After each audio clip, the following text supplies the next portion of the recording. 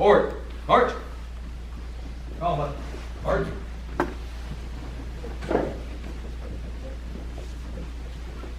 Call left. March. Color guard. Mark time. March. Color guard. Hold. Left. Face. Freeze then. Colors.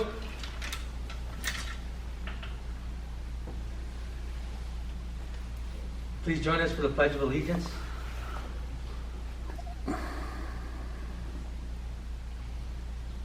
I pledge allegiance to the flag of the United States of America and to the republic for which it stands, one nation, under God, indivisible, with liberty and justice for all.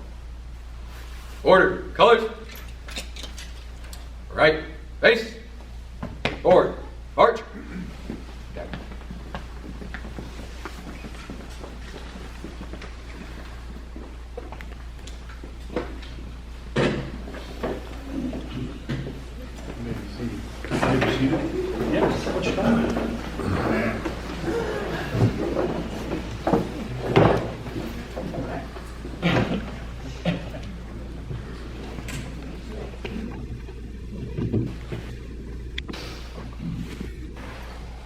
Okay, we're going to call the meeting to order at 7:10.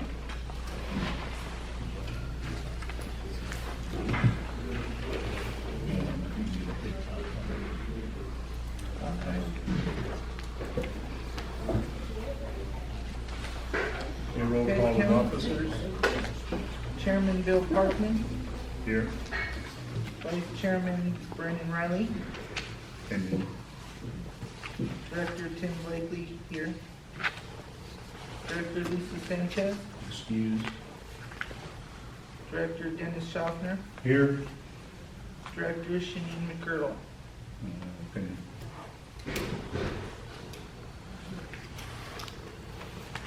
Okay, let's go ahead and move into paragraph 4, public comment period. Any member of the public may address the council regarding any matter of concern to Rosamond residents.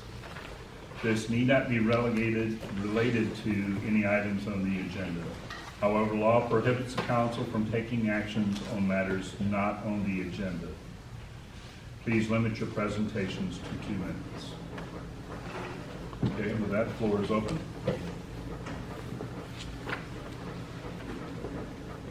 Anybody have anything? Yes, Dave. Hi. It's about the community pool and some of the things that are going on, because I found out what actually is going on. I spoke with the manager at Rosemont Community Services District and asked them why they gave that park and pool back to the county. And he said it was fiscally irresponsible for us to keep it up. And I asked why, and he said because not everybody's paying for the pool like we're supposed to be. And he asked me where I lived, and I told him, I already had my tax bill in front of me. I'm paying for that pool.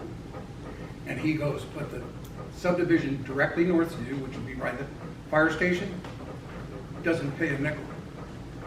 So then I started looking around on the county's site, on the assessor's site, and I just random, I found only 3 subdivisions, including West Park, that pay for that pool. Sky Park doesn't pay a nickel, the subdivision next to them doesn't pay a nickel, and it's all over. I thought, well, you know what, I'll look on the east side of 14. So I went over to United Park, picked a house that was directly across the street from the playground over there. They don't pay anything. So I randomly picked other ones. They're not paying anything. He told me in the conversation that they told the county before they gave it back to them, we need your help to get this taken care of. And their answer was, we can't be bothered. That's why the pool ended back up in the county's hands. And I've got a bunch of them here. If anybody wants to see them or wants to see how to look it up on their tax bill, I'd be more than happy to show them. Okay? Like I said, I only could find 3 subdivisions that are paying, one being mine, West Park, and over by the freeway on this side. Everybody else has got a free ride, but they still had the use of the pool. So, anyway, it's not always where you think the problem is. Well, we certainly look into it, because Somebody should. I'm not aware of how that pool was set up initially. I know it was part of the community of West Park when it Right. started out. And I then it know was that given there to was the discussion. It was given to them. There was And then they- discussion at that time to put that on the property tax bill for the community. But I don't know how that ever got determined as to who. I know that, I believe for my property tax bill, it shows up on mine, and I live on 30, behind the high school. I live on 30th behind the high school, and I believe it's on my property. Well, tax bill. I looked at the subdivisions directly behind the Albertsons, up above Felside, but they're not paying a nickel. You might look. Okay. I don't know if like I said, if you want to look through these, you're welcome to look. Sure. You know, You and don't just take a mind, look at what turning it over research to I me? did. But I think it's absolutely terrible. Okay. It was initially set up as a special district. Okay, when West Park was approved through the county, it was a special district at that time, and only those homeowners in that area were assessed. And the plan was that those homeowners would not have to pay for admission to the pool, and other community members that were not in that residential area would have to pay. Came back into the hands of RCSD, funding issues, right? RCSD was granted the authority to run it, but the community did not approve the payment to the county. It was not approved on the ballot to fund it for RCSD. That's my understanding. At one time, when it was under their control, they did let the West Park people come in free, and they made the rest of them pay, just like you said. Right, And they give it back to the county. so, So let me ask you this, I couldn't hear everything you said, ma'am, I'm sorry. But if these people didn't want the pool, why am I paying taxes towards it? I don't live in West Park, that was the agreement with the county. but why am I paying Yeah, that's a taxes? good question. It would be really nice to have that pool. Oh, I tried that. You know what the answer was? No answer. When's the last time the pool was open? Is it- 6 years ago? I don't know. Really? 5 years ago? It's been a while. Something like that. Okay, well, they've given us something to take a look at, so. Well, the we'll thing do is, that. Parkman, if you listen to these people talk about there's nothing for their children to do in the summertime, it goes on and on and on. And yet here you have a facility that's rotting away. They finally got some funding, but it just never should have gotten to that extent. The county, as far as I'm concerned, was a bunch of numbskulls working over there. Well, you know as well as I Some of the do, answers Dave, they hindsight gave is you- 20/20. Some of the answers you need to know are just absolutely amazing. They are so I will tell you, unbelievable. when I really had a lot of motivation about that pool about 4 years ago, I kept asking questions about what the budget was for the pool, how much was spent, how much it cost to run the pool, and I could never get any answers. What, I found a document that belongs to the so-called Parks and Rec, and the latest one I could find was 2010, okay? That's about right. It talks about they spend a whole $900 an acre to maintain these parks. Dower is 10 acres. That's $9,000 annually. That's not even a drop in the bucket. And Dower looks that way. It's a mess. It's a mess. That's the Little League about cleaning septic tanks. How about climbing, would you climb in a septic tank and dig it out? Because I can tell you what, I wouldn't, just for health reasons. But they Maybe had to when I because was the a county seaman, I wouldn't do might anything. consider it a direction. Okay, anyone else? So, I think a lot are aware of all the vandalism that's been going on in Rosamond, and I consider some of the stuff that's going on as arson, when you have a building burnt 3 times. So, I actually wrote a letter to Mr. Youngblood, and I hope some of you guys will enlighten us on what you think's gonna happen with that. So I'm gonna wait till they talk about it, but I'm glad to see a lot of people out tonight. Thank you, Fran. Anyone else? Do they know if the sheriff is moving out of Rosamond, is that right? He's been out of Well, Rosemont. no, they have community service district. They No, have they all- don't. No, there's nobody there. There's nobody there. Well, I'm on the board, they was there. What They year were was at that? one What time, year was not that? anymore. Huh? What year was that? I was there last year. There's been no deputies there. Yeah, we have not. I seen the cars there, Yeah, they moved. It's automatically. and it's going around that, community Let him, service. let the deputy address that when we get down to his portion of the presentation. If you could include that, which, on your one. Anyone else? Okay, seeing nothing in it, and go ahead and move into new business. Approval of the minutes for the Rmac meeting on the 17th of March.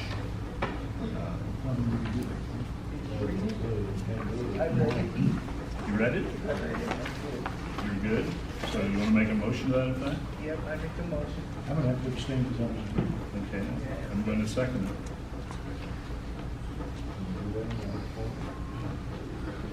Can we do that out of time? Yeah, we can't Well- vote on it. You can't vote on Yeah, we have to. So we just must want to abstain. it. Okay, guest speaker for the California Cadets Corps. You guys ready to do a presentation for us? Yes, sir. Okay, thank you. Good evening, committee members and distinguished guests. First, I'd like to thank you for inviting our unit and for having our pristine color guard. May our color guard commander please stand. Cadet Sergeant Ryan Melchers. May you please give him a round of applause.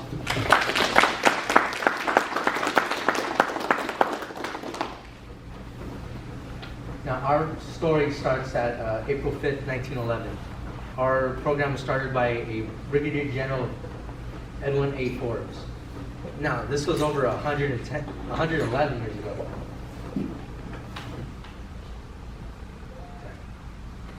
Being part of the National Guard Youth Program, we are statewide, and with 7,000 cadets, we are still growing. Now, those are more impressive numbers than some RTC programs. Now, the first year at Cadet Corps was challenging. We were learning something new. We were breaking habits of our old AFJ RTC program. I don't know if some of the distinguished guests or maybe some of the councilmen remember that program. They used to help around, did our Christmas Parade of Lights. But after that dissolved, we found new ways to keep adapting, new ways to guide, new ways to lead, and we kept serving and leading. Our first battalion event was the 9/11 ceremony to honor Rosemont Marine Lance Corporal Joseph C. Lopez Pratty. You may know his bridge was dedicated by our congressman. Sorry. We have gone to honor more veterans with our unit. Through our Reach Across America, we've been both to the Bakersfield National Cemetery and the Mojave Cemetery. We stood in the cold rain all day. Our cadets never complained about the weather. They never wavered. Their patriotism never faltered. In the end, we stood to honor our RHS graduate, our very own Lance Corporal Omar Salazar.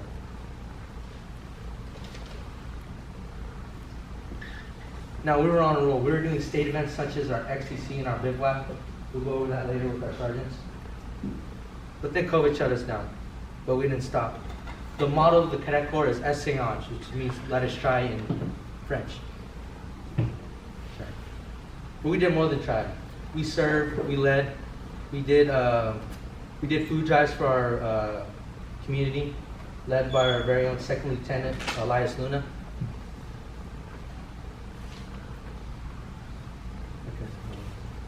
Now, our previous battalion commander from our last year, Matthew Torres, he had a terrible car accident, but he couldn't walk for 2 weeks.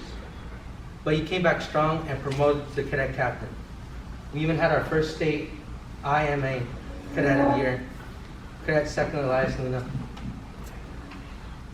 Now, when we went into our COVID year, our Zoom year, we had our first virtual brigade bivouac. Our cadets led some amazing training, and we had some special guest speakers.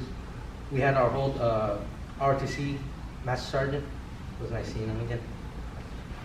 Now, I think a shining demonstration on why Cadet Corps works is a young 6th grader. She wasn't very interested in the Cadet Corps. Her name is Grace. But she did our virtual bivouac. She was there for the entire time, taking no breaks. She was more interested in the bivouac than some of the senior cadets. But now she's an outstanding leader at the Tropical Middle School. Now, personally, why Cadet Corps works for me, I've had the chance to lead at our bivouac this year. It was around March.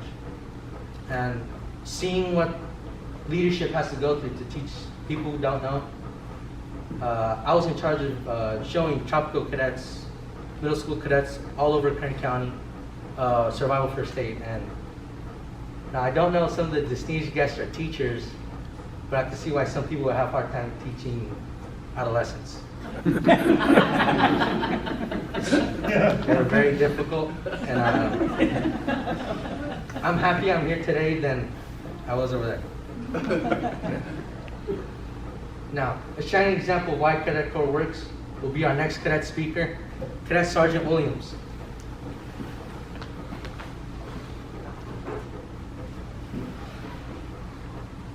Good evening, council members and distinguished guests.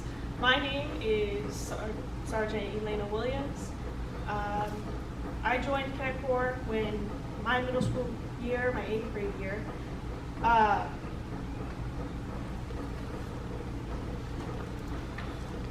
My apologies.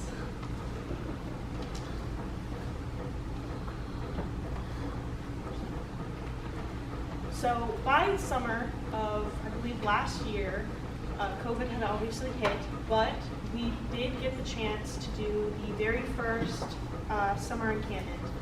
It was, I didn't personally attend, but by what the cadets have told me, they absolutely enjoyed it. We had many cadets teach and be a part of the curriculum there. They were teaching, I forget the name of it,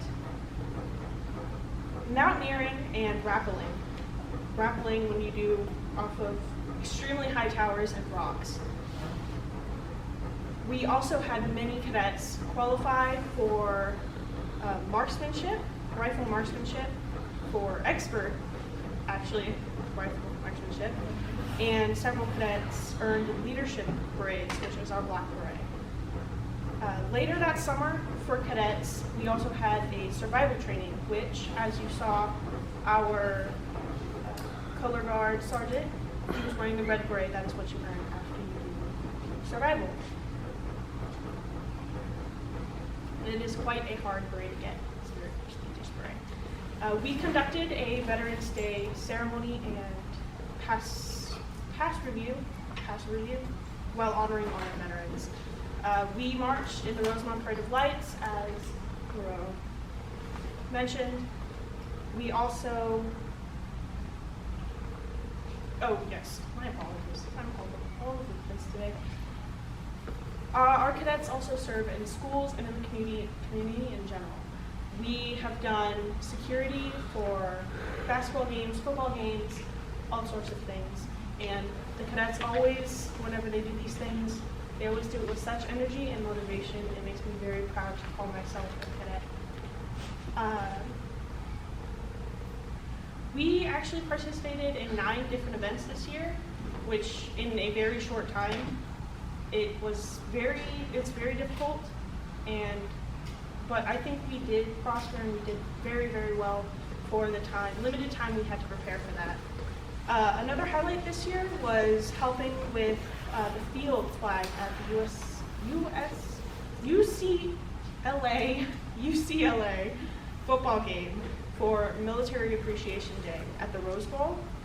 I didn't go, but the pictures were amazing. The cadets came back and said the flag was the heaviest thing they'd had to carry at I believe 50 pounds each shoulder. 1,000. What? Yeah. For each cadet at the shoulder? No. It's like about 50 pounds. It was heavy. My apologies. We returned to do the Weathers Across America, which as well, Marone mentioned, was where we honored those we have lost. I didn't get to go this one either. Sadly, I really wanted to go, but it's all right. Yes. We began a new program as well called Recondo. It's very fun. It's basically our exercise program, or you can also earn a Recondo badge, which is very hard to get. You have to pass a test. Yeah, IMAs. Roughly IMAs, about.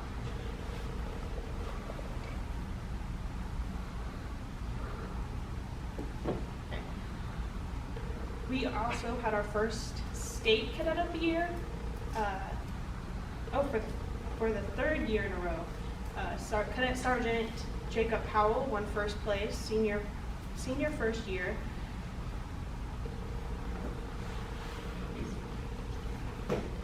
We have two teams in the Extreme Team Challenge, which is basically a challenge for teams, as the name implies. It is quite fun to do. It's kind of like a bivouac. It is where we put our team strength to the test.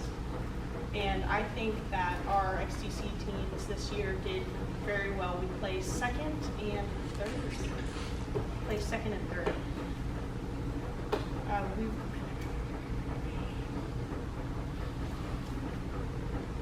And we're not slowing down, by the way. We just actually finished our bivouac. I taught CPR there. It was probably one of the best experiences I've ever had. I am very lucky that I did get the chance to teach that, and I got to see all the cadets with that awe, that moment where they're like, oh, I get it, it clicks. It was really nice to see. We're very excited for summer encampment. It's going to be my first summer encampment and many other cadets' first summer encampment.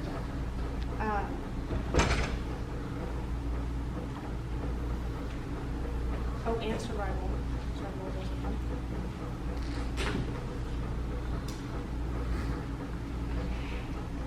Our hope is to grow our program. Right now, we are still relatively small for a military-based program, but we do hope to expand to other schools and just everywhere. We want everywhere. We would like to fill every seat that we have and hopefully expand to more buildings in our school. Also, just add more, grow Cadet Corps as a whole. When I first joined Cadet Corps, it was just starting out. It was very new to me and to everybody else.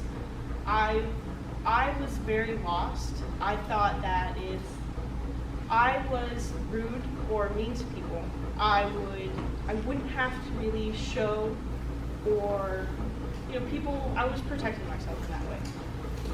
Cadet Corps, the captain at the time, and I can't remember his name, he taught me that it is okay to let my guard down around people that I can trust. Cadet Corps and the people in Cadet Corps were the people I could trust, and they were the people that I needed at that time. They helped me through a lot of hardship. They've helped me through so much, so very much. One of the biggest people that I think have grown through Cadet Corps, I'm about to introduce you to right now, is Sergeant Harassment.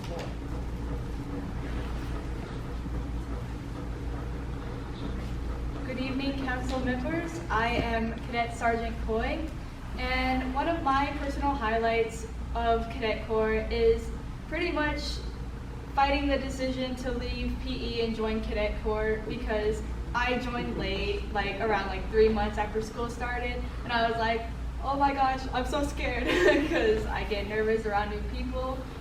But I'd say it was the best decision I've made ever. Maybe, probably. But yeah, I'm basically less than a first year cadet, and I am a sergeant now, which is the 5th rank, and I'd say attending the after-school programs such as Recondo, which is, as Sergeant Williams has mentioned, we do it every Wednesday after school, and it's really fun because we get to do drill and do some PT, which I think is really fun actually, and doing the things such as the bivouac or going to Recondo at Camp Slow, or even doing summer encampment, which I'm going to. This is my first year doing it, and I'm really excited. I think is the real best things of Cadet Corps that someone can experience. When AFJROTC was shut down at our school, many tears were shed. Cadet Sergeant Haley Prestige said, "Cadet Corps was our only hope." And we are standing here today because of the California Cadet Corps. We want to invite every school in Kern County to consider a Cadet Corps program. The possibilities are limitless. Many of our cadets are enrolled at military academies, colleges, and serving in the military. In the face of a great challenge and adversity, our cadets never give up. More than anything else, the cadets of the 273rd Battalion prove every day that Cadet Corps works. Thank you for listening.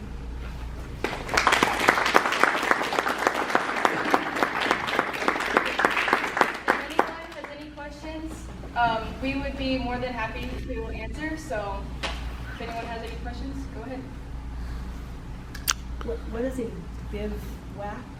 Our bivouac is essentially a learning opportunity for cadets. We do a lot of team building exercises. We do basic field knowledge. We do survival. We do just basically everything that they're going to be generally learning in Cadet Corps. It's a very fun experience. It was great. Thank you. How long is it? It is a weekend, so we get there. We usually leave on Friday, and we stay Saturday and Sunday. We do Sunday roughly around midnight. So it's a full weekend of all those kind of activities. How many cadets do you have in your unit here?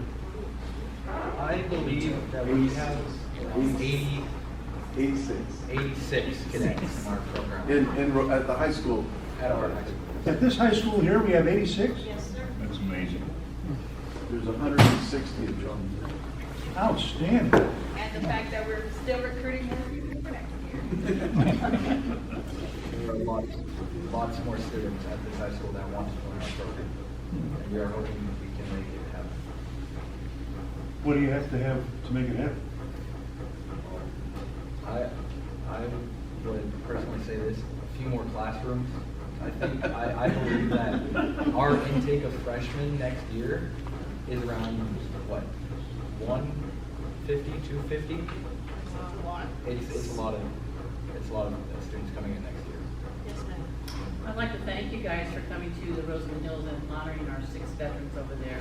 We put on a really good show, and it was a pleasure having you there. And all of our tenants that live there were really proud to make you all that food. So good on you all. They were very sweet. Thank you. Really appreciate it. Well, I want to thank you guys for doing this for us tonight and giving us a presentation as well. And I want to give you an open invitation to come back next month, or anytime you feel like you need a little practice, you can come and practice on us down here. Thank you. As a retired Navy man, it does my heart good to see that we have some emphasis on the military in our schools. It makes me feel a little more confident. Well, I just wanted to comment, because I actually used to be a speech coach for youth, and I really want to commend what you guys did. It takes a lot of courage to get up there and speak, and the only way you get over speaking like this is just getting out and speaking. So I'm really impressed with you guys getting up there and doing your presentation. It's going to be nothing but a positive for you in the future. Thank you, sir. Thank you so much. What can the Rosemont residents do to help?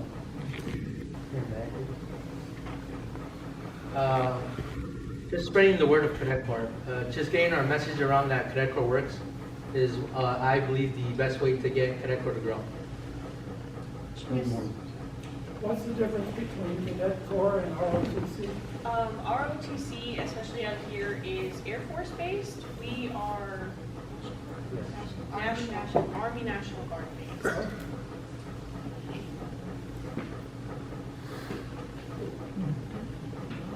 Thank you again.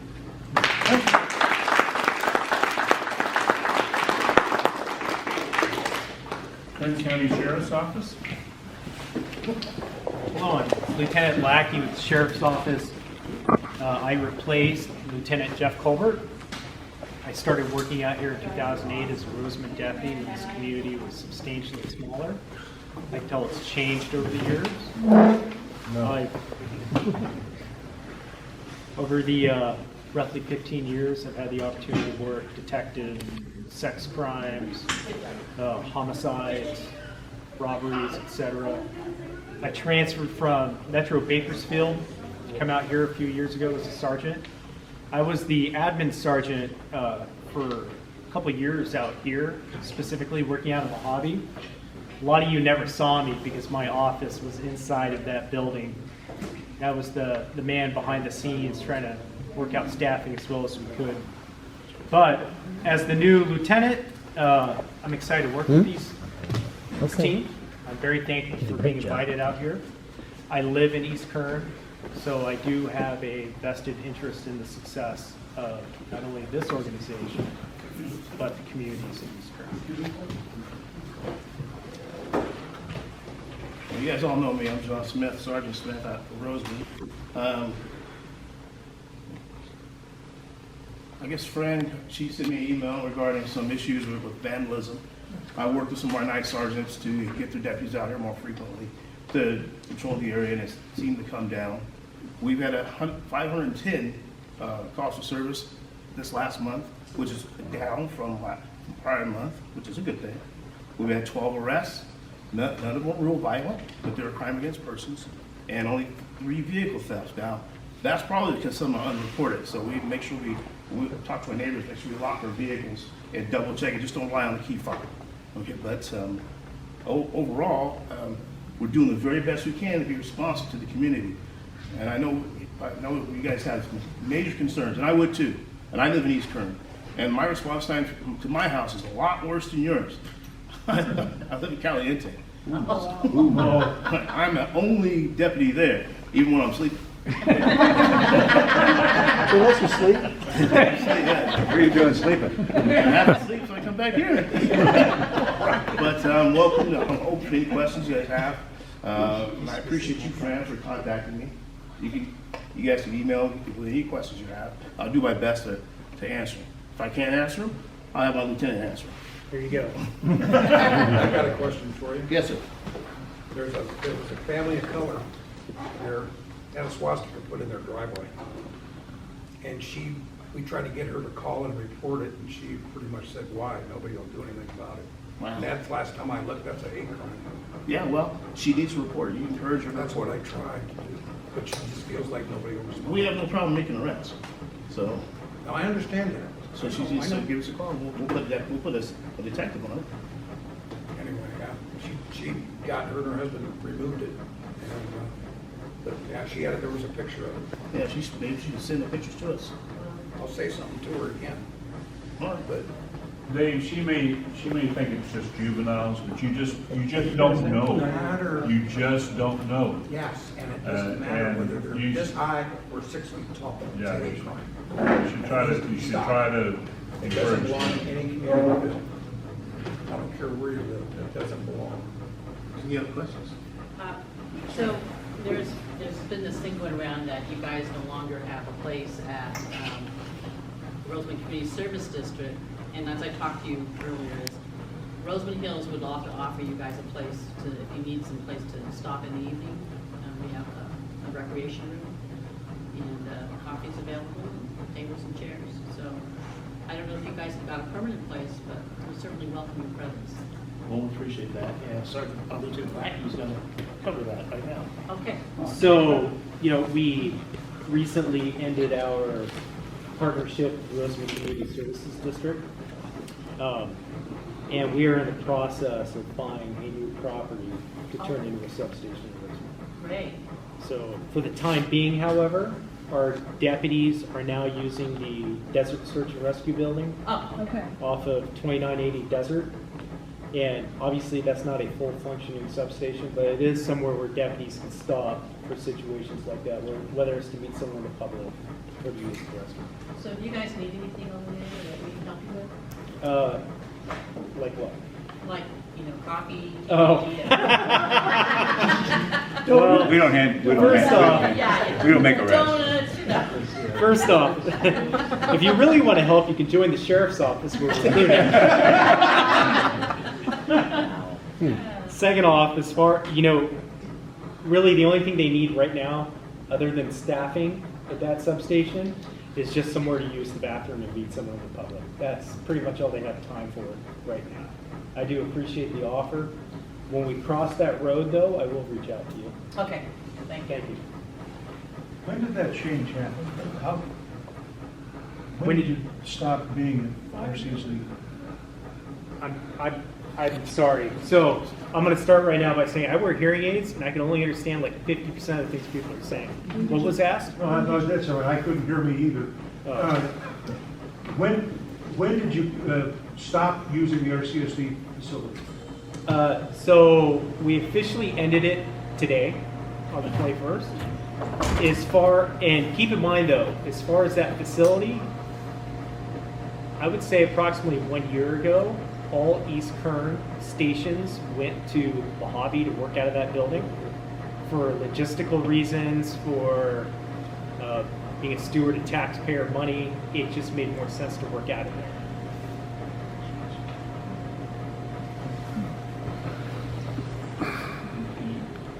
Any other Well, we questions? certainly welcome you back into Rosemont.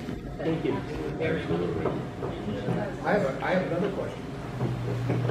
Okay, so you moved out of that office, and that phone rings to nobody, and it doesn't tell you you need to call Mojave or call the dispatch number or nothing. It just rings on and on and on.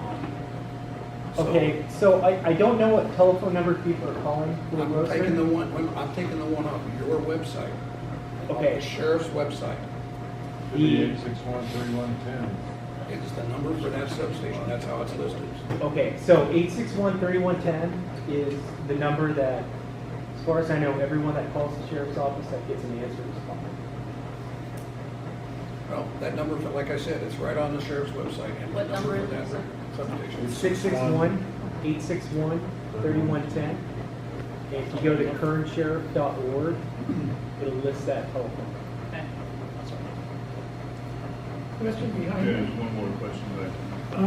I called the local number and then it just ran away. So I called the Bakersfield number, which is where the dispatcher is now, right? In Bakersfield. So keep in mind, you can find all kinds of different telephone numbers off the internet. Clerks aren't going to sit at a desk 24 hours a day. If you need to talk to a live person, really your best bet is just call dispatch. Because Well, someone's that's in going to answer. Bakersfield, though, right? Yeah, so our dispatch center isn't going to be at the sheriff's office in Bakersfield either. So it is in Bakersfield off Hanover. Right. But my point is, when I called him, Pete, sometimes I get a recording and it says to call the Rosamond number. When you call who? When I called the dispatcher at Bakersfield, I got a recording. Okay. And it said, didn't it tell me to call the 256 number in Rosamond? Yeah, So so, it puts you in a loop and you don't have time, you want someone right away. right. Now, that dispatch number is the same telephone number we use to get a hold of dispatch. And I do know what you're talking about with that. If you need to speak to a deputy, remain on the line, just like we do. And that's how we get a hold of So dispatch. what's the average turnaround time to get a sheriff back in the road? When you say average turnaround, what are you Like, talking if we about? call for an incident, like, there was a suspicious car on the street, Right. how long would it take someone to get here to check that out? Well, there's a lot of different factors at play, That's what he said. such as where are the deputies? Because if the deputy's in Rosamond and you're calling from across the street, Right. it'll be seconds. If the But deputy is, what's the average? I can't tell you the average, and the thing about the average, don't get hung up on average. Average is a terrible way to try to measure something. It will change all the time. But the issue I've had is I've talked to other neighbors and they say it takes 30 to 40 minutes. Sometimes it does. Sometimes it does. And then the crime is gone. They can't follow up on it. Sometimes that is the case. Most of it. All the time. That's why we would like to have someone here all Days the of having a time. beacon, pretty much not here. But you're not gonna have a beacon walking the street like. No, I'm talking about a cruiser, I'm talking about A something. cruiser doesn't, we don't have cruiser explorers, but we use those all the time. We're here all the time. Rosamond, I keep telling you guys that Rosamond gets more law enforcement attention than all of these crews. They're here way more. Isn't our population the highest in East Current? I don't think it's the highest. When you combine Hatchby, No, I'm saying, don't Mojave, combine and it, Warren. just one city, which is the largest in East Current. Well, the largest one, he's kind of the Cow City. No, I mean, population. I'm Yeah, just telling you that I don't know. deputies go to calls, prioritize calls. And so we have a few deputies, and we don't send one deputy by himself to a dangerous call. Quite often, more dangerous calls are happening right here in Rosemont, where we're sitting, more so than the other areas that they also have to cover. So you get, if something dangerous happens in Tehachapi, we're gonna send those 2 deputies, and we'll have 1 left over for that shift. That's what I mean. Now- You guys are short-handed. Well, yeah, we're trying, we're really trying. We know it's bad. We can't sugarcoat it. We're just telling you like it is. Yeah, We do the best we can to get there. Things you can do to help the sheriff's department is vote in this election. Their hands are tied. Criminals are, like I said, with the laws, Prop 47, Prop 109, it's just turning, they're getting soft on crime here in California. So if you want that to change, you got to vote and start holding these criminals accountable so they're not out on the streets. We have no problem arresting them. None. You know you need more staff, so that's the main issue. Is there anything we can do for you to help? Okay, well, we need to go ahead and move on to the next person, California Highway Patrol, please. Okay. Hello everyone, my name is Sergeant Sal Bautista. I'm kind of new to the area. I promoted in here from Central Division in Fresno area in July. So I've been here since, my first time being at this meeting, and I don't have a lot of stats because I don't know if you guys have met our new commander. She started middle of March, so she's been here about a month, and she had like a prior conflict. So she actually told me yesterday about the meeting, and we're working and stuff. So I don't have a lot of stats and stuff to go over, but just to kind of follow up on what the deputies were saying, even us. Most of our focus for calls for service are in the Rosemont area. It's busy out here. It's very busy. Just this afternoon, we recovered 2 stolen vehicles, and they were both abandoned. But we're getting a lot of occupied stolen vehicles, like even more so than DUI arrests lately. So I wish I had some stats to go over though. But like the deputy said, we don't mind arresting people. Like we take people to jail all the time. DUIs, stolen vehicles, that's kind of like the bread and butter of the highway patrol, especially the DUIs. Let's see what else. Our new commander, her name is Maria Pagano.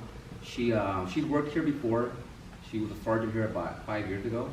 And so when she comes to the next meeting, she might look familiar. Yeah, she was a sergeant here. She actually promoted here about 5 to 6 years ago. She might have worked here a couple of years. And this is my first time working with her. I've never worked with her before, but I've heard really great things about her. Yeah. And I think you guys will be happy when you get to meet her. So just a few things that I talk. I'm a field sergeant, so I work the road. I'm out here at night. I usually work the weekends and in the evenings though, so I come down here quite a bit. I talked to some of the officers before I came over here. Just my first time coming to the meeting. If they had some stuff to bring up, for me to bring up. We're getting a lot of calls for off-road vehicles in the road.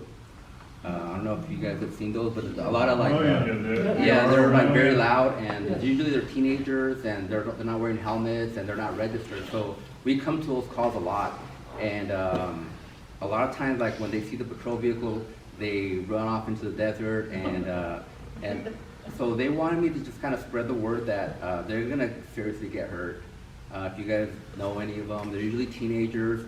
Usually the vehicles are not registered and they're not wearing helmets. And when they try to contact them, they'll like take off into the desert at high speeds. And it's just a matter of time before someone gets seriously hurt. And they're juveniles, stuff. Nobody wants to see them get hurt. But, when we get the calls, we'll come out. I really can't say anything, but I used to do the same thing in high school. Yeah. Up and down my street all the time. Yeah, that's so dangerous. Yep. Yep. And last also, she wanted me to bring up the construction project on State Route 14.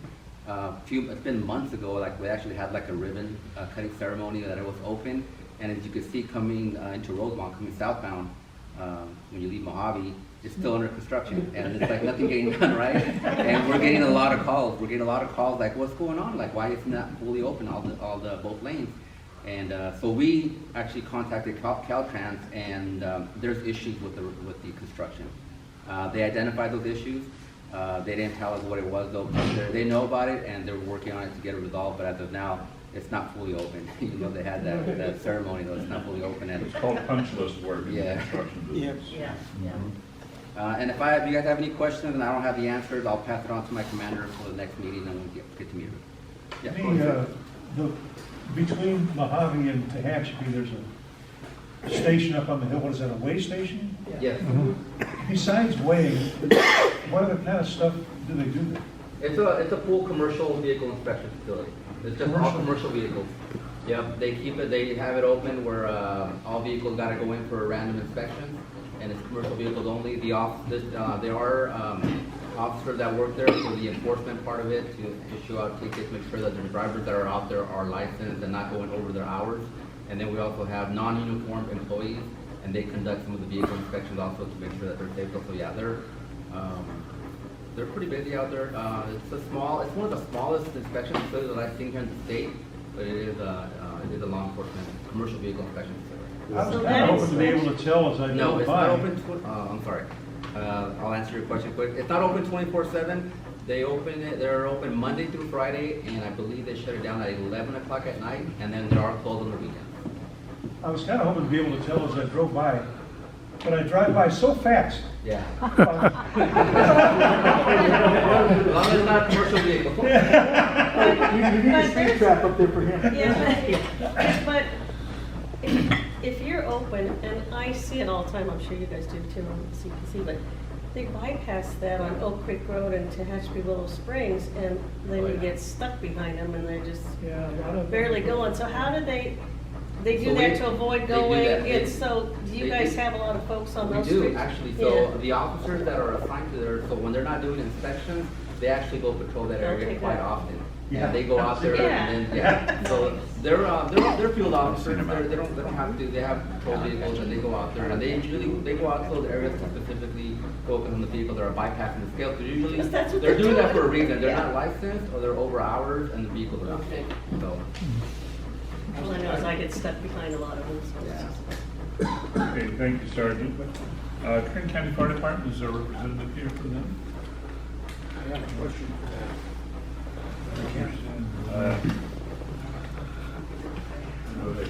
Well, I'd like to know, I'd like them to. Okay, go ahead. Okay. Right, my house is situated, I can see the bus stop on Rosamond Boulevard, school bus stop. My wife and I happened to be standing out there, this has been about 3 weeks ago.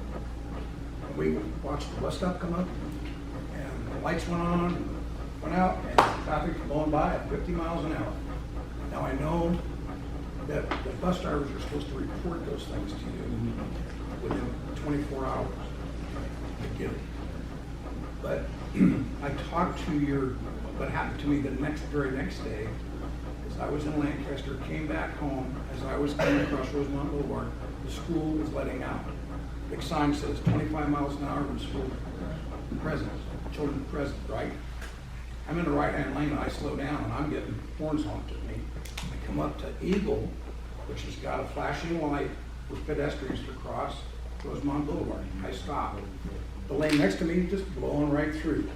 The kids get onto the island, and the eastbound lane is blowing right through. I called your office in Mojave, and I talked to your public information officer there. Had a long conversation, very nice conversation.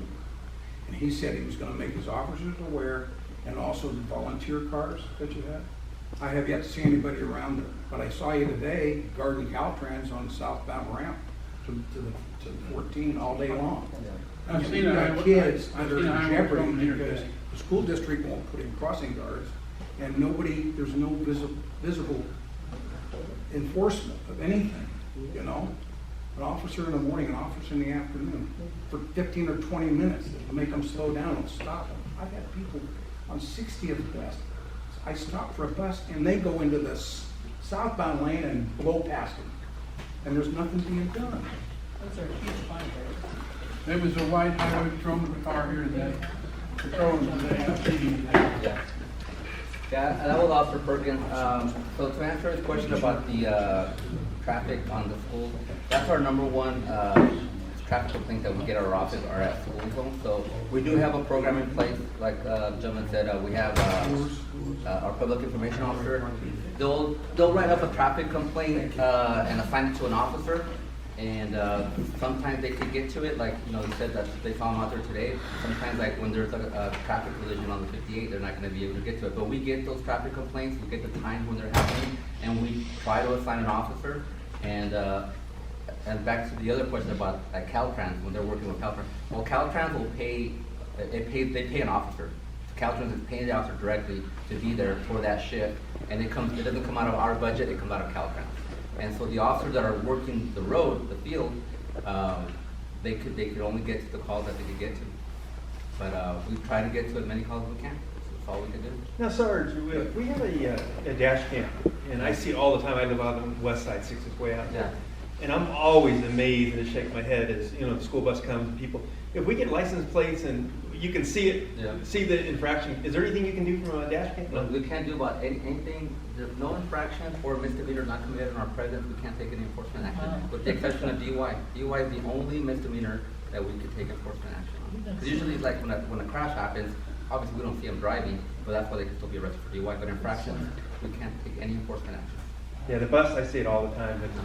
I'm on the skateboard, and a while back, I would see a highway patrol car follow the buses. I think we need to get back to that. It's only a period of time in the morning and in the afternoon. It all comes to staffing and Office of Traffic Safety to provide funding for us. So, you know, we're like the Sheriff Department said, we are running very thin.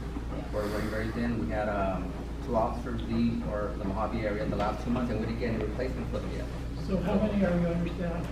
We're probably like between at least 5, between 5 and 7. And we only have 8, we only have, let's see, 5, 6, 11. We have 16 officers in Mojave right now. 16. That's a lot. Isn't Tom Blackie retired? Yes. Huh? Yeah. Okay, thank you, Sergeant, I appreciate it. We appreciate your time. Thank you. Okay, no one from Kern County Fire. Okay, let's go ahead and move on to Carlo Basale with Tom Blackie's office. It's going to be a nice long report. Scare everybody? Oh, man. Why watch TV? Anyway, I'm Carlo Basile. I'm the field representative for Assemblyman Tom Blackie. He is in this district on the weekends only. He's pretty busy. You might see him at some of the things like the Poppy Festival that's coming up, maybe a veterans dinner or 2. But basically, he's working up in Sacramento until Thursday evenings, maybe Friday mornings. The reports on the legislatively is that there are many, many bills in Sacramento, and they're in the committee phase where they have 5 or 6 looks at the same bill. 5 or 6 committees will look at the same bill. He's having pretty good luck with the ones that he's proposed this year. But in some other ones, like the renaming of the AV into the Aerospace Valley, he's had a little rough patch. The ones that he is having success with, though, are AB 2726, which is a bill proposing to have better communications for corrections officers. And that's in the jails, the state prison system. Get them more up to speed of the same tools, the same things, not even just weapons, the same tools, the same communication that our sheriffs and police use. AB 2281, which is early childhood mental health care, he's doing pretty well on that. There's also a bill that he has co-sponsored for domestic violence reporting. That's to increase the time period and to make it easier for domestic violence reports. He's gotten some other ones like he's firmly behind one AB 2415. This is pretty good for Kern County. It extends the farm vehicle exemptions. So he's got a lot of support on that, and it looks like that one will make it. AB 2120, which studies the effects of cannabis on driving. It's a proposed study. So far, it's cleared the first hurdle, and we'll see if it works. What happens is we need a study, and we need definitive information. That's the way he looks at it, that to see whether somebody is impaired or not impaired while under the influence of cannabis. Kind of like the old breathalyzer test with alcohol. And that's easy. Cannabis is difficult, they need a study. And then first you have to fund the study. Everything gets done the government way. Anyway, the one that he did not have too much of success with, in fact it's been changed around, is AB 2853, which expanded the time threshold for 5150 holes. There's some amendments going on. It might still pass, but it would be definitely next year, maybe proposed next year. For this and for any other information you need on bills, please feel free. There's a great service that's held by the California legislature. It's a website called leginfo.legislature.ca.gov. One more time. Leginfo.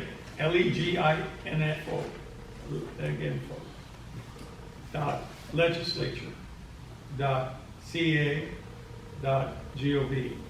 You can look up every bill that you hear about. You see it on the newspaper, or somebody talks to you about it at the coffee shop. Go home, get on the computer, or you could go on your phone and go to that website, punch up the numbers. It will tell you what about the bill, what the status is, how it's doing, and what committee it's in front of. All right? That's the best information I got because it informs citizenry is what we need. This is what keeps California strong. All right? So everybody, if you're curious about some bill, you don't have to wait till I'm here in front. You can do it yourselves, and that's, please. It's good for all of us. And with that, what's your office phone number? it is 661-267-7636. 267-7636.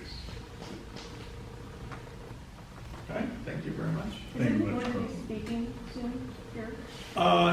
There's going to be a, yeah, I think it's May 23rd or 23rd or I posted 21st. Yeah, was a resident. Yeah. That's where it's from. Thank you. Yeah, that's where you saw it. And Looking forward to you guys come down. all right, great. No, we like those things, but they have to be like a month ahead of time, 2 months ahead of time. Yeah, yeah. It's a big deal. He's got a pretty hectic schedule. He does a really good job too. The one I've attended here before, he does an excellent job of telling you what's going on and explaining things. There's literally hundreds of bills on No. an assemblyman's desk at one time. There's not hundreds, there's thousands. 3,000 bills were proposed this year. 2,000 are still in action. What about sunsetting some of those? Oh my gosh. I love you. It's a great idea. I mean, It is not come on. there's some that are so antiquated, I'm sure. Yeah. Yeah, no.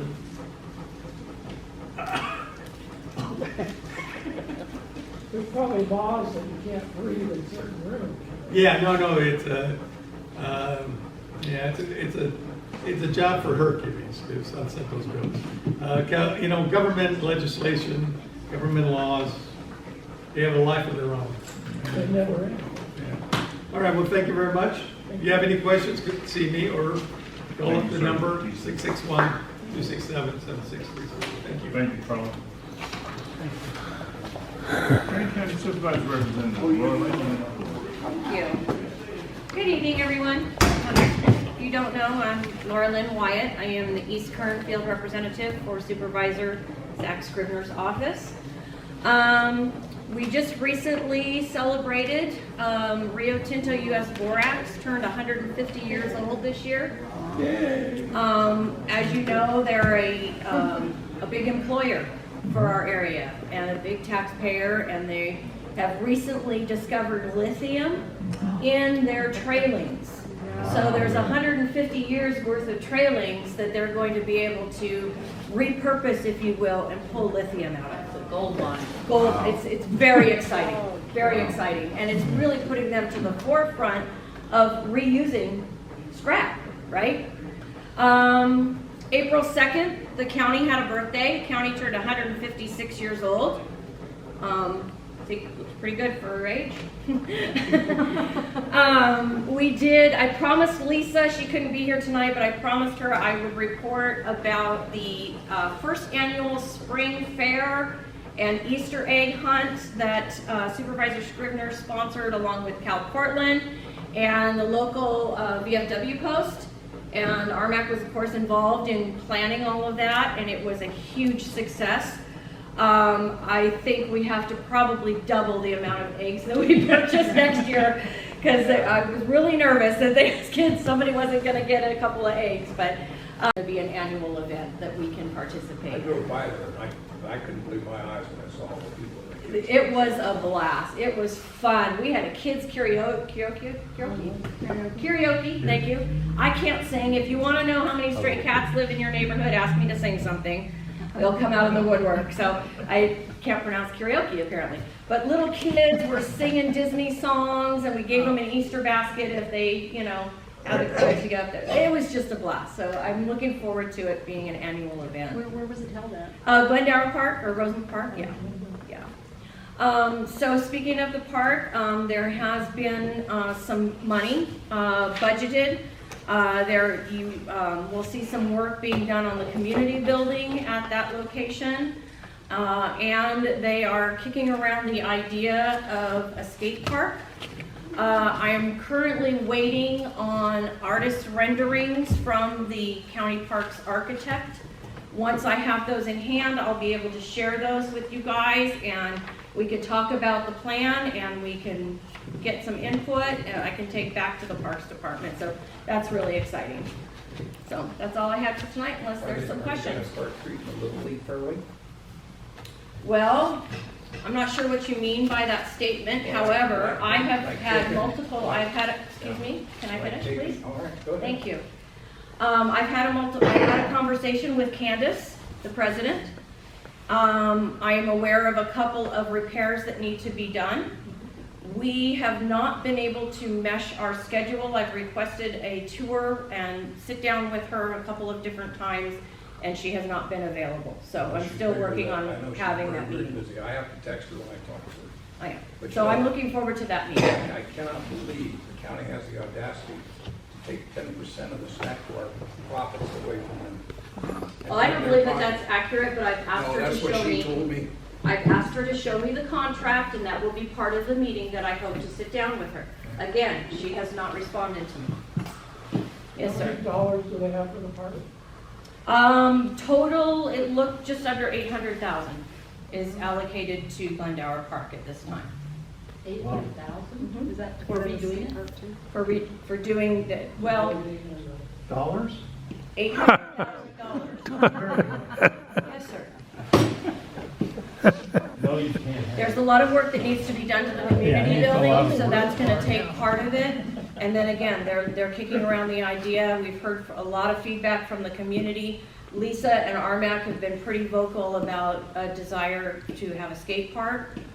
So they're looking at that too. Skate parks are traditionally, from what I've seen in other communities, they're highly used. Yeah. And it takes a lot of the grass out, so it saves a lot. It's a pretty good win-win. Again, they're looking at that, but we were waiting for the architect and some figures and some bids, and then we'll be coming back to the community for input. Yes, sir. What about United Park? Is all that land still available for park? United Park is not owned by the county, so I don't know. School district? No, School district is here, so maybe they can speak to that. that's not a county park. Maybe they could work with them on that. Anything else?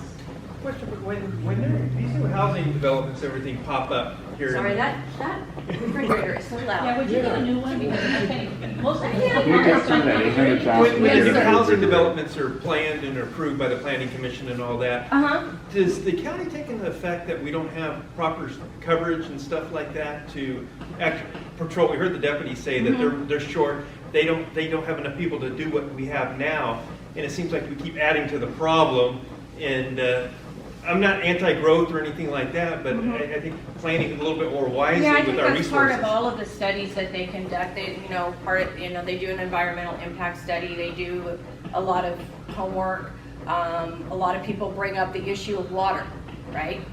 Well, the water is allocated by the water master. So if the water master says, yes, you have the water, you have the water. The county can't dispute that because the county doesn't control the water. The Right. water master does. So, yeah. Anything else? Okay, great. All right, See you thank next Laura. month. Rosamond Chamber of Commerce, Jan. Everybody, Jack Miller, Vice President, Rosamond Chamber of Commerce. Got a few things, but I'll go over real quick. We met with Clearway Energy Group today at the Chamber. Had a great meeting with them. We do have a solar project on substituting solar at the event center next to the Chamber. And so they're going to assist us with that project, and we hope to get that wrapped up pretty soon. We do already have a county grant as part of that project, but we're looking for some additional assistance from the Clearway Energy Group, and they seem to be pretty enthusiastic to help us on that project.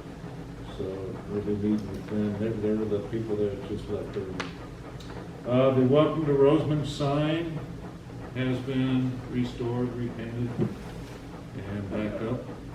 We'll put paid extra money and have a special graffiti clear coat put on it. So hopefully if we get to it in time, next time it gets graffiti, it might wipe off this time. Where before it was kind of out of luck because there was no clear coat on it to protect it from graffiti. Is that to say it was vandalized? How would you define graffiti? Yes. Okay, I mean, you didn't mention that. Yeah, oh, yeah, it was real bad. All over the lower half. It was probably Bill. It was. No, Dennis, I saw you with spray. That's why the CHP and sheriff left, because they knew he was going to get implicated. And they didn't want to deal with it.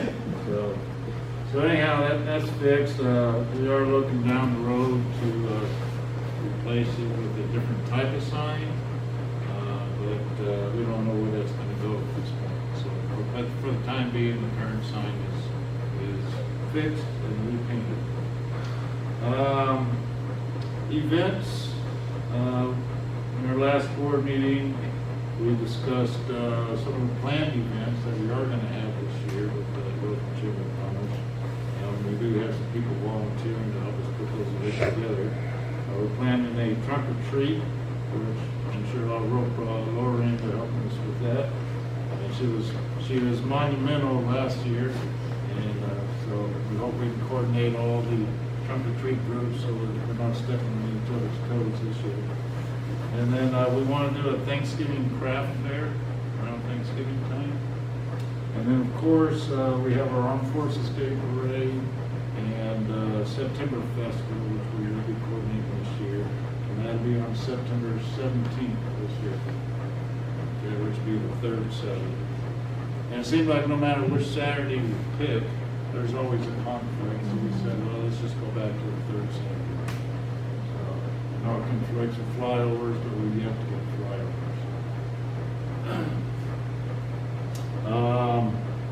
And then we're planning a Christmas movie at the event center with Big Street. So I still got another year's ahead of return. Huh? Yeah, I didn't steal it, I just haven't. I haven't returned it yet. You watch it all the time. Yeah, I love kids movies. Okay, new members for the Chamber of Commerce that was voted in tonight was Lisa Chepley, Fran Thompson, Clearway Energy Group, Terry Lancito, he's kind of old but new, old to the Chamber and new to the Chamber again, doesn't mean like I'm old. And Rosamond Assembly of God, Wallace Electric, he left early, he was here earlier, Alec was. And Immaculate Heart of Mary Catholic Church, Rosamond Family Faith Center, which was your ex-director. And then Mark Thompson. So we got quite a few new members in the chamber, and we got more that we're working on. So we had one board member resign, and due to heavy business obligations, we just couldn't handle the workload. So that position comes up next month for vote. My position comes up for vote as well. And another board, but we got a great board right now. We have some people wanting to volunteer to help coordinate some events next year. And I believe that's it. Any questions? Make it quick. Yeah. You know, in years past, the Armed Forces Appreciation Day Parade was later in the month. And this year, it being on the 17th, may be a golden opportunity to actually get a real flyover from the base. Because if you also include honoring POW MIA Day. Well, we did exactly, we changed the date last time, and not putting blame or anything, but I mean, we did everything, and we got all the approval, and then they said, no, we ain't got the resources. Well, yeah, that's always an issue. But as a point of just general interest, for many years I was the guy at the base who, if you wanted to fly over, you called me up and we started the process. Flyovers are pretty much guaranteed to be approved by the Pentagon if they're in honor of one of the 5 patriotic holidays. There's Armed Forces Day, Memorial Day, Independence Day, POW MIA Day, and then Veterans Day, which used to be Armistice Day in World War I. There aren't that many World War I veterans left, well, just Bill, I think, but point is that if the event is in honor of one of those holidays, and it can be up to a week on either side, then it's pretty much guaranteed that the flyover will be approved by the Pentagon. That does not guarantee that a base will support it, but the base can't support it without the Pentagon approval. Which we had that approval. Yeah, and I know you'll be shocked by this, but there's a government form called a DD Form 2535 that you have to fill out to get that process going. If any of you ever are in a position where you want to request a flyover for something, I'm more than happy to help. You know, now it's been several years since I retired, but the process is pretty much the same. Now, and I might as well counsel you now that if your event raises money, that's fine, but if you say you're going to raise money and give it to charity, it will kill the flyover. Because the overarching principle is don't do for one what you cannot do for all. There are way too many charities, we can't support them all, so we don't do any. That's in the essence of fairness. However, if the money is raised for your event to pay for expenses or whatever, then that's different. But there is a requirement to have the event or the form coordinated on by the FAA, and I can help you with that. Point is, it's possible to do. There's an Air Force base right down the street. Well, we'll try for it again. But I'm happy to help. Okay. Okay. I'll look for your help. That was my point. Okay. And if You heard that, Gene? And if that kind of Yeah. Heard that. Jack, don't point that. He's got a nail in it. Or this one. So that's just by way of background, if I can help. I'll tell you what happened last time, actually, because I was working the fair at the time. Oh, that's fair. That's fair. It is fair. And my good friend Rex. Yeah. Had flyovers every single day, and then when we finally got the word from the base, we're like, oh, we're out of money. We just. Well, it is the end of the fiscal year. Yeah. So I'm gonna have to tell Rex, save one day for us, please. Yeah. Just include that it's the POW MIA Day observance also. Okay. I don't remember that. We remember that. I'll do my best. All right. Thank you so much, Bill. Those are very kind words. I appreciate it. Good evening, everyone. I'm Barbara Gaines. I'm the superintendent in Southern Kern Unified School District. I'll try to keep my comments very brief, but there's a lot going on right now in Southern Kern.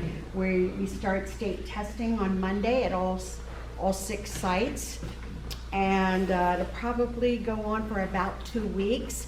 We're optimistic that our young children are going to do quite well this year, we hope, because they are back in the classroom and attendance is back up. Enrollment is up in Southern Kern. We're currently, as of today, sitting at 3,570 students. During COVID, we dropped to about 3,300 students. So our enrollment is steadily climbing, and we're happy to see all the new enrollees as they come. We have job openings in Southern Kern if anybody would like to teach or looking for any other type of position, whether it's in child nutrition or clerical or bus driver, any of those things. We're always looking for new employees to fill our need. I was sorry to see all the sheriffs leave, because to just touch on what we've been going through at Rosamond High. 4 nights we were vandalized at Rosamond High Early College campus in the past 2 weeks, and we've had 2 vehicles stolen in the past 2 weeks. We had a vehicle stolen out of the auto shop, and we also had our child nutrition van stolen at 11:30 a.m. on a Saturday. They're driving right through the gates. So it is. I certainly understand that they're very small in number, our local sheriffs, but we do not get the support that we really need when we have to call out, whether it's a child with a mental health issue, or if it's a drug issue, or if it's whatever the issue is that we feel that we need to call them. Sometimes they can make it, sometimes we wait 3 or 4 hours, or they take the report over the phone. So I just want to let you know that our site administrators are doing their very best to take care of the situations. We have the drug dogs. It's called Canine Solutions, coming to our campuses every single month, random days. I don't even know until like 10 minutes before they're in Rosamond, and they have been very, very helpful with any kind of drug or vaping or anything like that on our campuses. They were there last week, and at all schools we had 0 findings. So we were very, very, I don't know if the kids are getting smarter or the drug dog is just getting better, but I love the fact that it was 0 findings. So we're very happy about that, and we will continue with them as we throughout June. Our last day of school is June 3rd. On June 4th, we plan to begin painting Rosamond High Early College campus. The entire campus will be painted. That's our goal, even though summer school will be going on. We have 2 sessions of summer school at our sites. One beginning June 6th through, I believe, I want to say it's 3 weeks, and then the other one I think is July 6th through the next 3 weeks in July. And this summer school program is for credit recovery. It's for students who want to come and get enrichment, want to take classes or of interest to them. So it's not just to try to mediate learning loss, but it's there to provide the students an opportunity to have some fun and also learn for 4 hours, 5 days a week during summer. We just finished, as Mr. Parkman mentioned, a construction project at Rosamond Elementary School. We have 3 more projects in the works. We have a new cafeteria at Rosamond High, which we're just hopefully going to be sending the architect's designs to DSA in the next, I'm hoping in the next 45 days. They will be going there. It's a beautiful cafeteria. We patterned this cafeteria. We went to San Diego and visited a school called D39. That's an odd name for a school, but it's Design 39. If you get a chance to look at it, we looked at a design there and we really liked it. And so that's the plan we're going to use. Basic gist of that plan at Rosamond High for their cafeteria. We also have a project in the work at Tropico to build 28 new classrooms and restrooms, and that is moving a little faster than I thought it would. That's a $20-some million project, and we just received approval from CDE for that. We don't have the money yet. The cafeteria, the money's in the bag, but the project at Tropico is rolling along quite nicely. We also have applied for funding for, the governor wants us to open our preschool to four-year-olds. And so we're looking at doing a modernization on the east campus of Rosamond Elementary. And so the size of those classrooms now is like 1,050 square feet, and they have to be 1,350 square feet. So we're going to take the buildings that exist and probably take 3 rooms and convert it into 2 rooms, and they have to have restrooms in it. So we've applied for funding for that project as well. So lots of things going on. Yeah, I think, anybody have any questions for me? Yes, Fran. So, traffic is awful on Glendower and Rosen Boulevard at the time school starts and when it gets out. Are you guys looking at some way to rejigger that so it's not so crazy? Yeah, Fran, you and I have had this discussion a couple of times. You and me and everybody else in Rosamond who has a child there. Whoever designed and built that was so way before me. I don't know if they actually thought that whole process through very well. I mean, it could have been a little bit better, but there's not a lot I can do about it right now. If we modernize the East campus for our pre-K and TK students, that old site with the cafeteria and the office building and the classrooms there should become 8 new classrooms, but that's going to become another issue but we just don't have really another place, and if we can get the funding to modernize it, then perhaps we'll have to see how that's good. Well, it sort of goes into my next question. What are you guys going to do with United Park? Are you going to make that a school? Because that would maybe offload some kindergartens or even the 4-year-olds, because it's really quite crazy. Yes, it is. The property does belong to the school. We sometimes, I have a board member sitting here, Mr. Bensalet. As Mr. Bensalet will tell you, we have these conversations. As I said, we're moving. These construction projects take quite a while, and we are truly at the mercy of the State Department of Architects, DSA, Department of State Architects. They can hold, however long it takes for them to give us the green light for a project. And then, of course, there's the funding.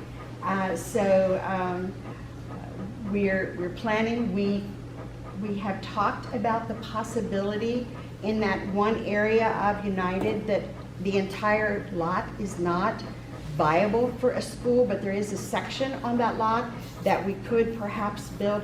Maybe down the road it could be like a TK3 primary grade school or something, which would take some of the pressure. Right now, Rosamond Elementary is our largest school with 909 students, and West Park is only 2 or 3 students smaller.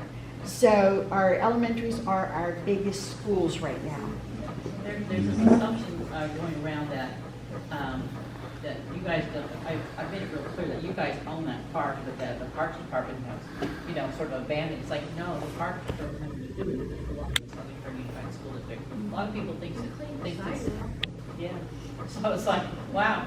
So the other thing is I've heard that there's something in the United Park that something can't be built on. Is that any truth to that?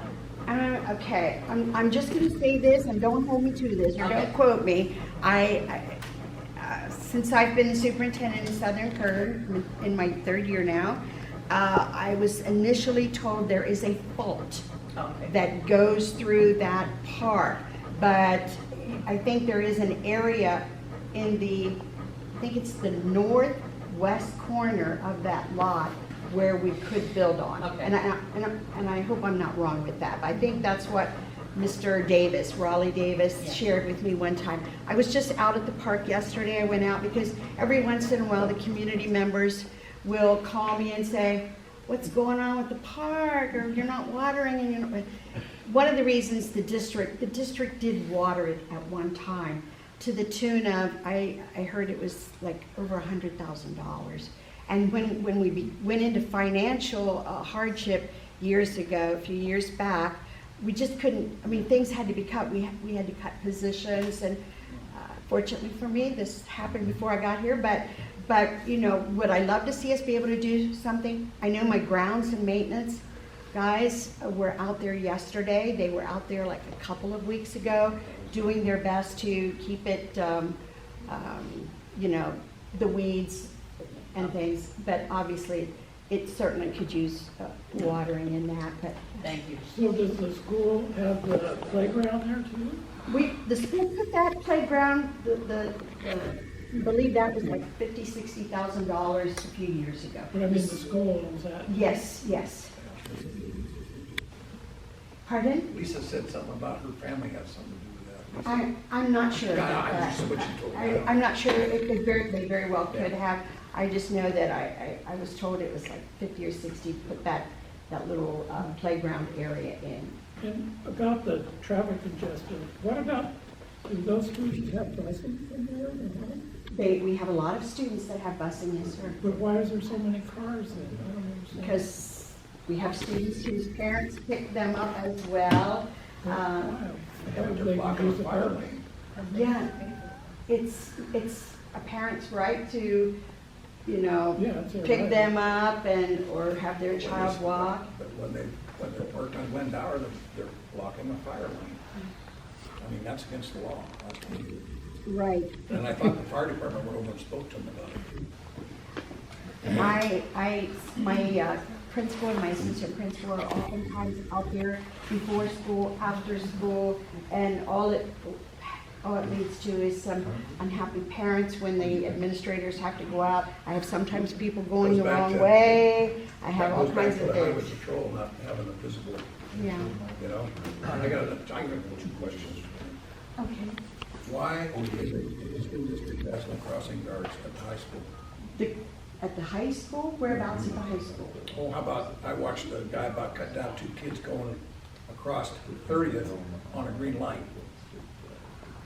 And Rosamond Boulevard's no fun because they break the speed every day. Right. I live right off there, I watch them. Same thing at Eagle Way.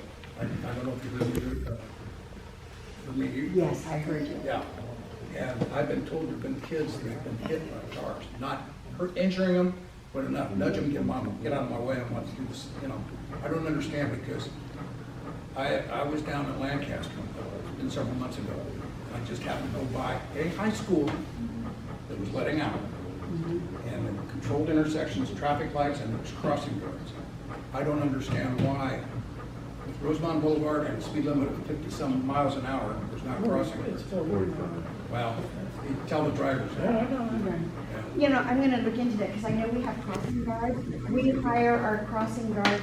We don't hire them. We go through a firm who provides us with the crossing guards.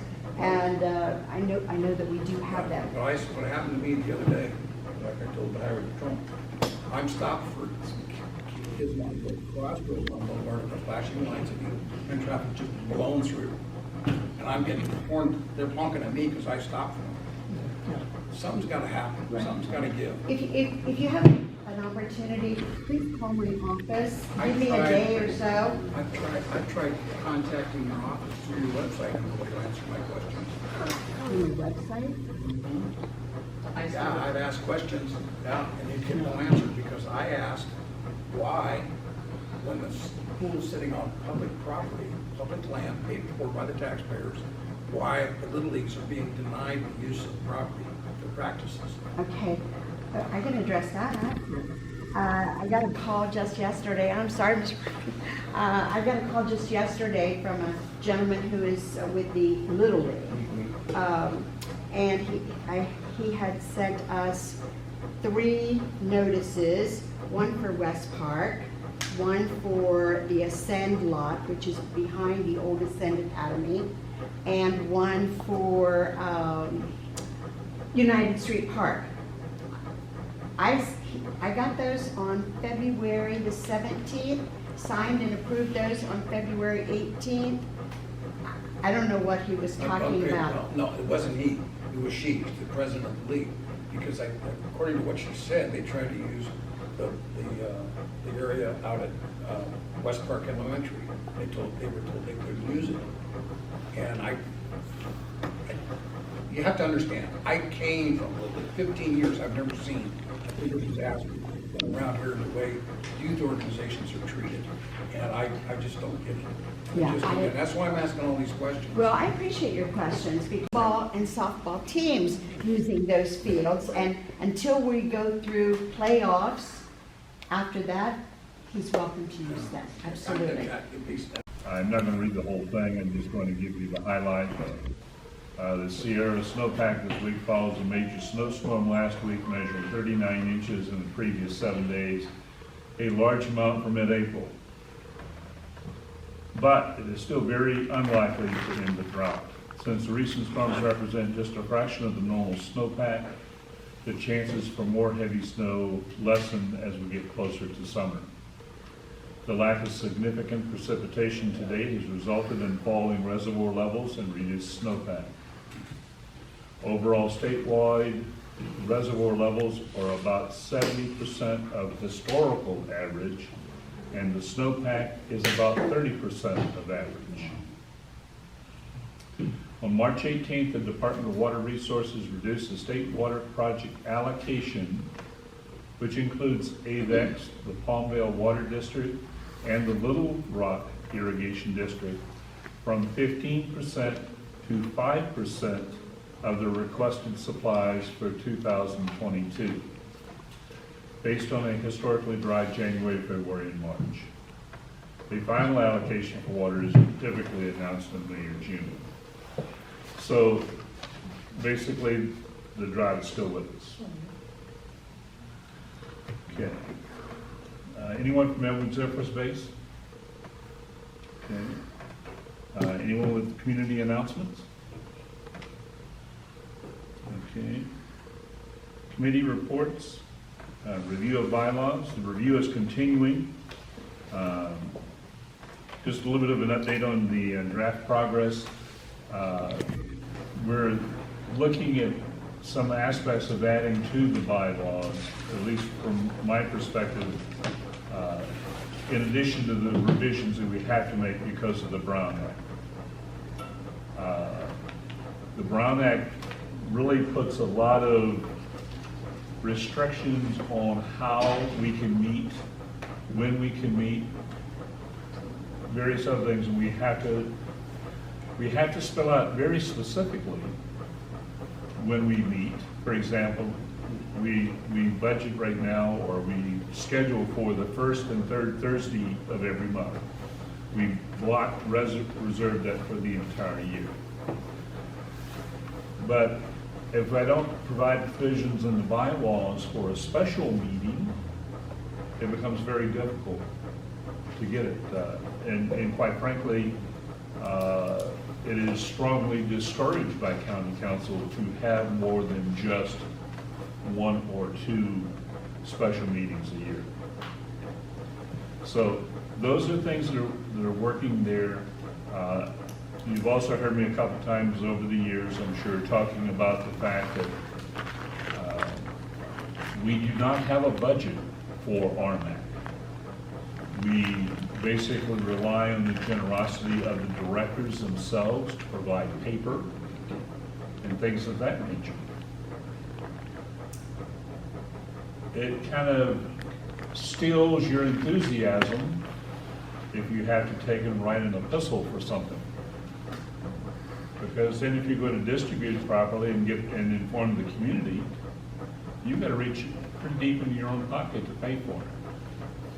So be mindful of that whenever you see sometimes and you see that we've run low on agendas. It's because we try to keep our count, and we try to make just enough to get us through the meeting and not to have any spare stuff. So that's where we stand with the bylaws. Next item. Before you leave that, could you give me a list of what you guys want? Okay, Thank you. that gets into another area. We have to be careful with that because we do not have a tax-free status. I didn't ask for that, I just want to know Okay. what your requirements are. Okay. We'll see if we can get them for you. It's just dropped off on your desk. If it appears, voila. Okay. Thank you. All right. As if by magic. Of course. Okay, next item, Jim Hill, Hock Project Review Team. Director Sanchez is out this evening, but Tim Blakely, who's also on the review team for Jim Hill, is here, and I'll turn the floor over to him. All right, so far on the ad hoc committee, we got it set at us 3 directors. We have 2 community members that were selected. Sherry and Curtis are the community members that were selected. The first meeting will be 2 weeks from today. Hopefully we can work out a way to use that day that Homo Hall has for us here. If not, we'll be looking for a location to have our meetings. And that's what I have for you. Thank you. Next item, stand up of the ad hoc special projects team. Laura, you wanted to mention that you wanted us to do that. I'd like to give the community some kind of background as to what the special projects committee will be doing. Okay, I'm a little confused. What special? I asked for strategic planning. Oh, strategic planning. Yes. Excuse me. Okay. Yes. So, basically what the idea behind it is, Supervisor Scrivener asked me to chair a committee. It would be an ad hoc committee for Rmac, which means a temporary committee, and sit down with a couple members of the board and a couple members of the public. You know, it's up to Rmac to form that committee. But I would help them come up with some short-term goals and some long-term goals and some goals in the middle. And how can we improve the role that Rmac is in the community? What goals and projects could Rmac, obtain easily? What are some projects that are multi-million-dollar 10-year projects, Just because that's a big bite of the apple to chew doesn't mean you stop working on it. But in the meantime, there's probably some smaller items that can be checked off the list. So basically, it's an organizational committee to come up with a strategic plan. And then throughout the process, somebody designated by the committee would report out at these meetings what progress was made and what has been discussed. And then, of course, at the end, we would present our strategic plan. I would actually volunteer for that. I have a list. Well, of it's things not I- on the agenda, so we can't Well, do I it just let you tonight. know, I have a list of things I would like to see happen in Rosamond, and I'd be more than glad to pass that along to whoever, or work with whoever. Yeah, and Dennis, I don't think you were here, but several months ago, I asked for this to be on the agenda. I apologize for the misunderstanding, though, that it's a strategic, Actually, I'm technical all name here would with be a that. strategic planning ad hoc committee. Strategic plan, change the name of it. So we'll try again next month. Okay. Okay, let's go ahead and move over to old business, Brown Act, ethics training and sexual harassment training. I'm pleased to report that all members have been through the Brown Act training now. That is complete. We have folks that are currently working on renewing their ethics certifications. We still have a couple that have a year to go on their current certifications before they will have to do it again. I am one of a couple, I think, that have to do it again. And it doesn't take very long, it takes about 2 to 3 hours. So. unsettling. It's good training. And the last one is sexual harassment training, and I've got to talk to county council about this. People are reporting that they're having trouble logging into that. I tried it and got right in, so I'm not sure what's going on. Either I'm doing something wrong and getting it right, or When I click on the link, it won't Tell I them. can't type it. Absolutely killed. Actually, but we're looking to clean all of that up in the month of May. Okay, next item, road repairs, upkeep, and safety. I'm very, very close to being finished with the survey. The area that I still have left is essentially West Park. Because it's newer than most of the other places in Rosamond, I'm hoping that the roads are in better condition, but I don't know that for a fact. I won't know that until I drive through there and take a look at it. The biggest problem that we have with a lot of our roads here in Rosamond is what they call alligator cracking. And that is where the base is deconstructing itself and the roadway is falling apart. There's a couple of factors involved. One is rain. Of course, we don't have much of that, but that's one of the common causes. But the other, and which we do have, is overweight vehicles. And I don't know if anyone else has noticed it, but there are very large vehicles that come onto Rosamond Boulevard from the state highway after midnight and travel down the boulevard.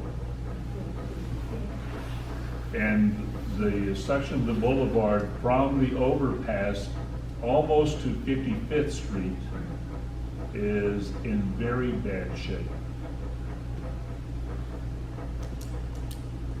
This survey that I'm doing, and the reason why have been looking at it myself is I've got road construction experience, construction management experience. And I know the kind of things that people look at and say, yeah, I agree, that needs to be fixed, and all this stuff that everybody likes to ignore. And so what I'm going to do is, it's going to be a prioritized list. I'm going to send it to Craig Pope and copy Zach Scribner on it so that we can get some of these things prioritized and get them done. Yes, sir. Just a week or two ago, I called Bakersfield road maintenance manager, Alex Padilla, and he says they have grant funds for Rosamond Boulevard, but it's not planned for until 2024 or 2025. The road's not going to last that long. That's what I told him. Yeah. But they have the funds. They're just sitting there. Okay. Thank you for that input. Maybe we should all do a mass writing thing to them. They don't listen to us. Yeah, Well, that's the biggest part of it. Because there's transformers is what's coming in, and switchgear. That's very heavy equipment. Oh, that's a lot of traffic on that. That is just a lot of traffic on Rosamond Boulevard. Okay, moving on. Do we have any agenda items for next month that we want to put on here? Yours will be on there. Thank you.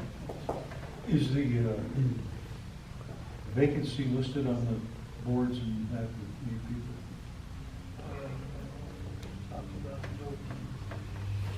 Well, we have talked about that over the last couple of months since Don has left, and there hasn't been a lot of interest. And to my knowledge, there's been no one filing to be appointed. Well, we'd really like to have someone with banking experience. You need money? Just be careful, he's getting ready to pull your know leg. anybody that, that'd be super. It doesn't run We don't have a banking Next account. thing. We're working on it. You know someone who's interested? Yeah, Yeah, we have a This vacancy. is the best way to get into your town Yeah. politics and learn And I about think politics. the closeout for that is coming up too. You gotta sign up, I think, by June to be on the ballot for November. And there's 3 seats that are on the ballot this time, so there's plenty of opportunity to serve. And contrary to what you see in front here, having movie star good looks is not a requirement. I mean, some of us have it. And humility.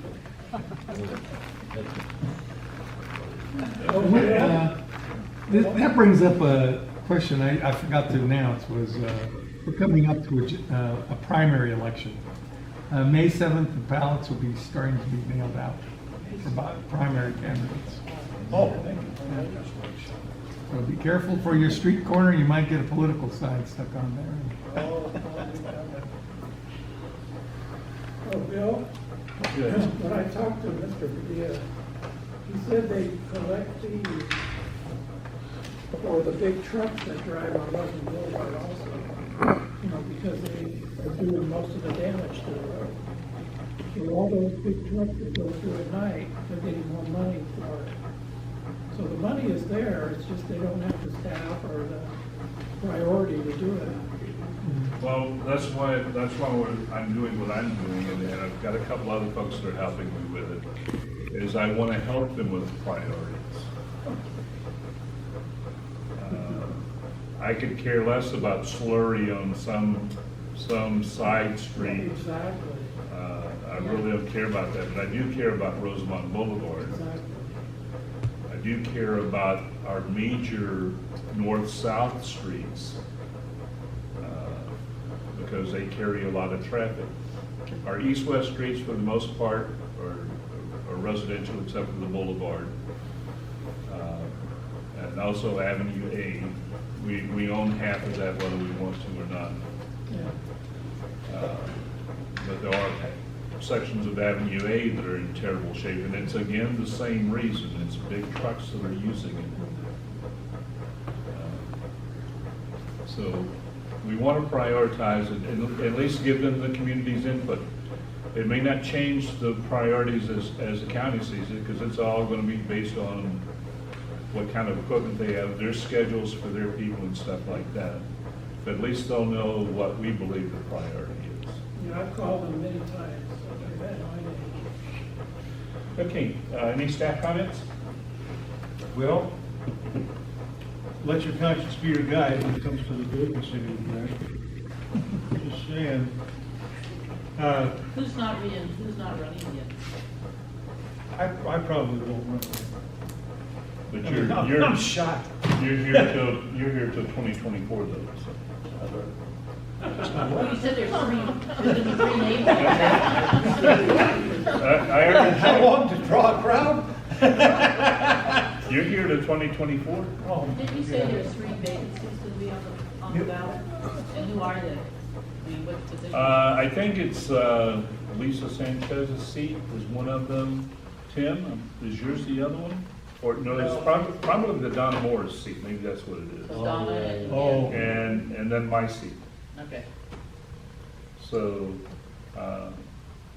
that's where it stands. So if somebody wants to run, or they know that real smart guy in their neighborhood that has all the answers, encourage him to run. Or not. Well, here's if they have the answers. The big thing is, do they have ears to hear? Two legs, 2 arms. Yeah, you know, can they listen to what someone's saying and bring concerns in? And we all need to be thinking about what can we do to help make Rosamond a better place to live and work. Can I ask a question? I've been here 6 years. I've never seen a ballot for Rmac. Where does the ballot reside? Oh, well, that's how this works is, if there are 3 openings and 3 people apply, then they're appointed in lieu of election. Why go to all that expense of having it on the ballot if there's just enough people? Yeah, right. Now, I gotta tell you from personal experience that the one time when there were 4 openings and 5 people on it, the guy that came in 5th lost by 1 vote. That would be me. Now, fortunately, there was another vacancy, and I volunteered for that and was appointed in lieu of election. I've been on the board for like 15 years or something like that, of the, however many years we've been around. It's well over 50, I don't know. You know, when I first came on, Moby Dick was a minnow. That tells you how long. So if there's just enough, and that means that every vote counts. You think, well, my vote doesn't count. Yes, it does. Bill and I went neck and neck. It was so funny that, you know, the night of the election, I lost. Okay, I lost. You know, and so a week later, he said, "Have you checked?" No. Well, I was ahead by a vote. Remember that? Yeah. And then, no, I was behind, and then I was ahead by a vote, and then it was even. And when it was all said and done, I lost by 1 vote. So don't tell me that each vote doesn't count, because it that's all. Okay, do you have anything, Shani? I don't know. Tim? How do you do Just I'd like to encourage people to give consideration to running for office that are available, that need good, young, enthusiastic people. So I encourage you to sign up for it. And an election is very painless, actually. I don't know why Democrats and Republicans on the national level seem to froth at the mouth, but it's very painless. Just sign up. With that, I look for a motion to adjourn. So moved. Okay. All in favor? Aye. Any opposed? Okay, meeting is adjourned at 9:03.